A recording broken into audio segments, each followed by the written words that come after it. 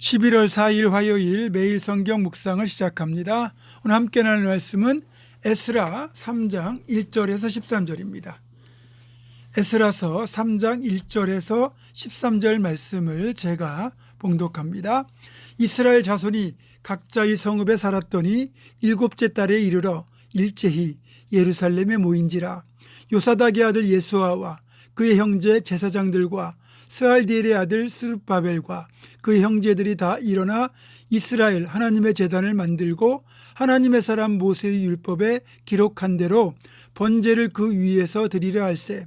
무리가 모든 나라 백성을 두려워하여 제단을 그 터에 세우고 그 위에서 아침 저녁으로 여호와께 번제를 드리며 기록된 규례대로 초막절을 지켜 번제를 매일 정수대로 날마다 드리고 그 후에는 항상 드리는 번제와 초하루와 여호와의 모든 거룩한 절기의 번제와 사람이 여호와께 기쁘게 드리는 예물을 드리되 일곱째 달 초하루부터 비로소 여호와께 번제를 드렸으나 그때에 여호와의 성전 지대는 미처 놓지 못한지라.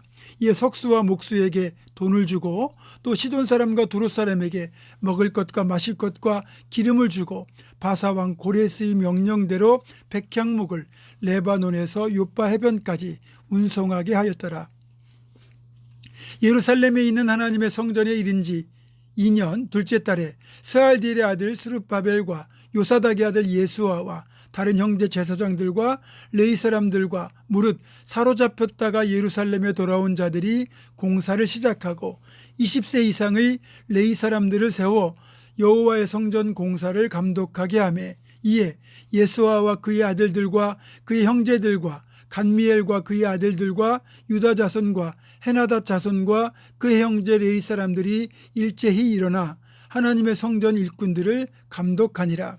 건축자가 여호와의 성전의 기초를 놓을 때에 제사장들은 예복을 입고 나팔을 들고 아삽 자손 레위 사람들은 재금을 들고 서서 이스라엘 왕 다윗의 규례대로 여호와를 찬송하되 찬양으로 화답하며 여호와께 감사하여 이르되 주는 지극히 선하심으로 그의 인자하심이 이스라엘에게 영원하시도다 하니 모든 백성이 여호와의 성전 기초가 놓임을 보고 여호와를 찬송하며 큰 소리로 즐거이 부르며 제사장들과 레위 사람들과 나이 많은 족장들은 첫 성전을 보았으므로 이제 이 성전의 기초가 놓임을 보고 대성통곡하였으나 여러 사람은 기쁨으로 크게 함성을 지르니 백성이 크게 외치는 소리가 멀리 들리므로 즐거이 부르는 소리와 통곡하는 소리를 백성들이 분간하지 못하였더라. 아멘. 이제 에스라서를 묵상하는데 참고할 수 있도록 이스라엘 왕국의 역사를 잠깐 살펴보겠습니다. 사울, 다윗, 솔로몬 이렇게 세 명의 왕이 다스린 동안 통일 왕국으로 있었던 이스라엘은 솔로몬의 아들 르호보암 시대에 남왕국과 북왕국으로 분열됩니다. 그때로부터 200년 정도가 흐른 뒤에 북왕국 이스라엘이 먼저 아수르에 의하여 멸망을 하고 그때부터 또 130년이 더 지나서 결국 유다 왕국도 시드기야 왕 11년에 바벨론에 의해 멸망하고 말았습니다. 이때가 주전 586년입니다. 나라가 멸망하고 바벨론의 포로로 끌려가고 나서야 이들은 자신들의 죄악을 회개했고 예레미야를 통해 약속하신 대로 포로로 끌려간 지 70년이 지나서야 비로소 고국으로 돌아올 수 있었습니다. 에스라서와 느헤미야서는 바벨론 포로에서 돌아온 뒤에 기록된 성경입니다. 에스라와 느헤미야 두 권의 책은 나라가 멸망했어도 하늘나라의 소망은 지속된다는 걸 보여주는 성경입니다.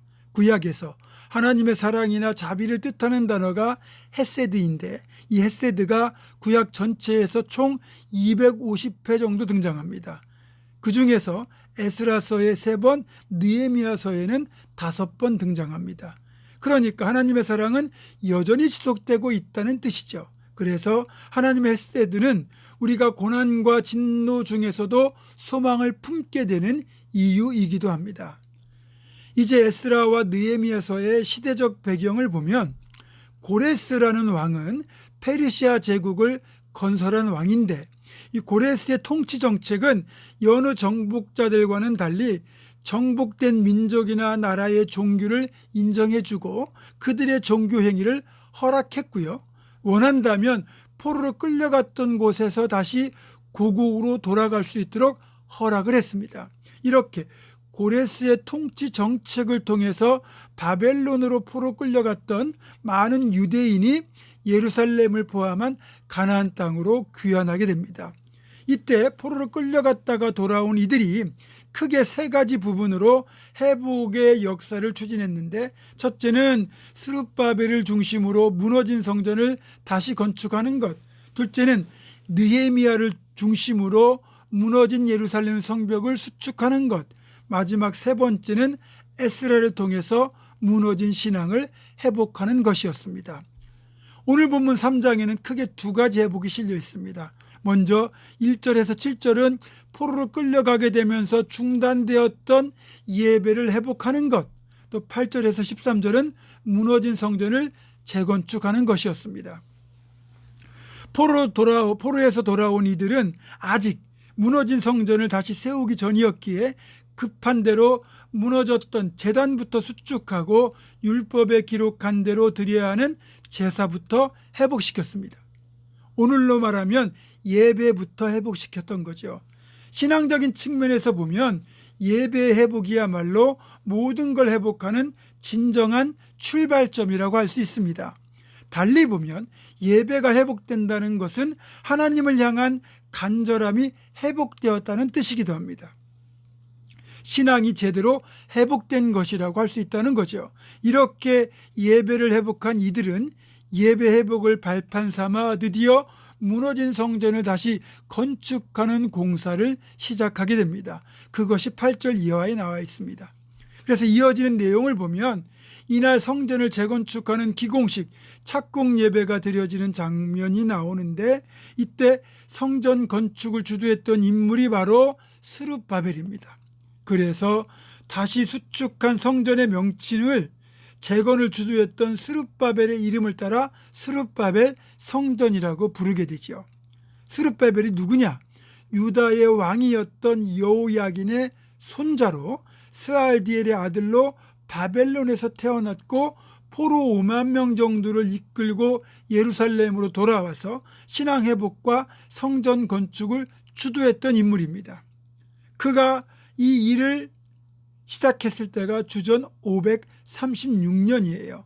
그리고 중간에 다시 건축이 중단되기도 했지만 끝내 주전 516년에 성전을 완공합니다. 그런데 오늘 본문 12절을 보시면 가슴 뭉클한 내용이 나옵니다. 제사장들과 레위 사람들과 나이 많은 족장들은 첫 성전을 보았으므로 이제 이 성전의 기초가 놓임을 보고 대성통곡하였으나 여러 사람은 기쁨으로 크게 함성을 지르니. 아멘.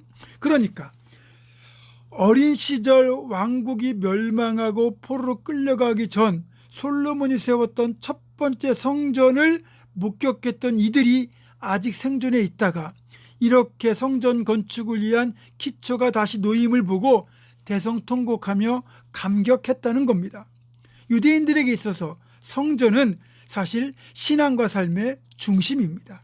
이런 사람들에게 왕국이 멸망하는 것과 더불어 성전이 무너졌다는 것, 파괴되었다는 건 엄청난 신앙적 충격이었던 거죠. 그래서 이들은 다시 예루살렘으로 돌아와서 성전을 다시 세우는 소망을 품고 늘 기도하며 기대하며 살아왔는데, 드디어 기나긴 포로 생활에서 돌아와 다시 성전 기초를 놓았을 때 그 감격은 이루 말할 수 없었을 겁니다.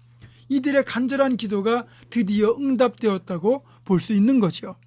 이분들은 마치 누가복음에 나오는 시몬과 안나 같은 분들입니다.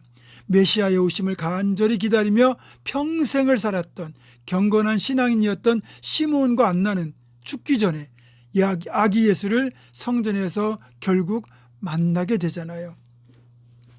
우리 교회는 예배당을 건축하는 것, 건강한 부흥을 하는 것 역시 동일한 소망을 품고 기도하셨던 분들이 계셨기 때문에 가능했던 일입니다.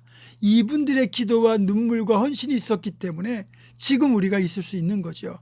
그리고 우리는 이런 소망을 담아서 기도의 자리를 계속 이어가야 됩니다. 그래서 다시는 예배가 무너지고 성전이 무너진 일이 없이 건강하게 지속적으로 성장하는 우리 교회를 만들어갈 수 있기를 주님의 이름으로 축원합니다. 기도하겠습니다. 드디어 포로에서 돌아와 성전을 건축하는 그 기초를 놓는 장면을 목격했던 이분들의 기대와 기도와 그 응답의 성취를 보면서 우리가 지금 있을 수 있는 것 역시 우리 보문조학교를 사랑했고 헌신했던 믿음의 선배들의 기도와 눈물과 헌신이 있었음을 다시 한번 깨닫습니다. 이제 우리가 그분들의 기도의 역사를 이어가게 하시고 헌신을 이어가게 하시고 섬김을 이어가게 하셔서 우리를 통하여 더욱더 보문조항교회가 하나님 기뻐하시는 건강한 교회로 늘 자리매김할 수 있도록 인도하여 주시옵소서.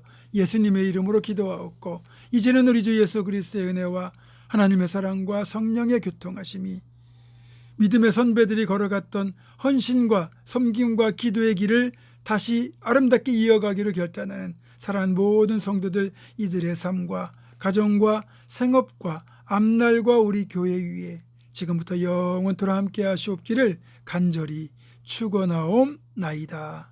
아멘.